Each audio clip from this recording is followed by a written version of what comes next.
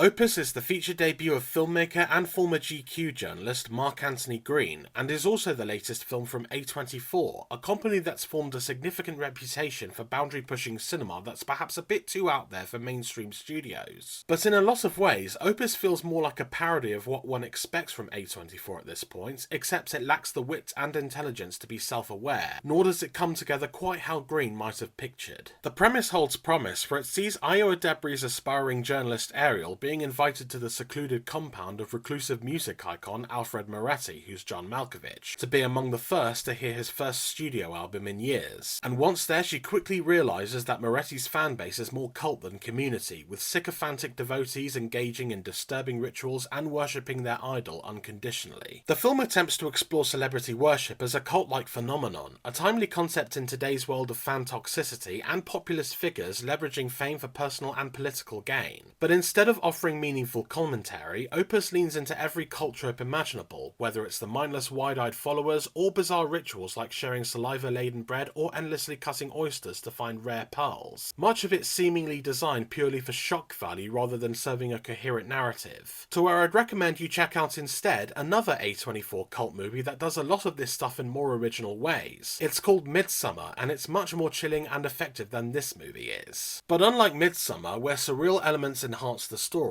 Opus imposes its own rules only to continuously break them, making the plot increasingly nonsensical and inconsistent, such as everyone aside from Iowa Debris' Ariel noticing the eerie nature of this cult that they're not even trying to hide, making every other one-dimensional character appear clueless or outright dim-witted because the script simply isn't smart enough to give them any sense of shared logic. And then it falls apart after a sudden but completely unearned burst of violence, which feels like an abrupt attempt to jolt the audience rather than a natural story progression, with even an epilogue packed with over-explained ambiguity muddling character motives even further, ultimately leading to an unsatisfying conclusion. But by then, the film's pretentiousness has drained any investment, making its substance-free stylings feel all the more hollow. One can't help but wonder if Opus was only ever submitted as a first draft that never underwent proper refinement, because it's not like the concept had no potential, but it's buried beneath empty artistic ambition in a two-star film that's filled with predictable tropes and a shallow critique of celebrity obsession, making for a frustratingly pretentious experience. Visit the Film Feeder website to read my more detailed review, but for now, thanks for watching, please like and subscribe for more reviews, and I'll see you next time.